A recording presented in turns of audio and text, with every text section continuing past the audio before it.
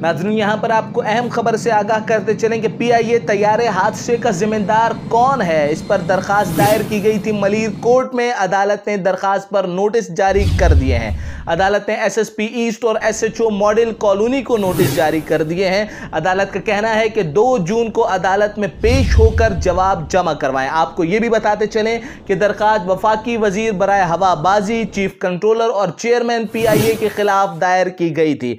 कादरखान, मन्दोखील और रज़वान खानज़ादा की जानिब से दायर दरख्वास्त पर अदालत ने नोटिस जारी कर दिए हैं। एयरपोर्ट पुलिस जिम्मेदारों के खिलाफ FIR दर्ज नहीं कर रही, ऐसा मौक़िफ़ इख्तियार किया गया दरख्वास्त के अंदर, जबकि दरख्वास्त में यह मौक़िफ़ भी इख्तियार किया गया कि पुलिस को FIR दर्ज करने का हुक्म दिया जाए।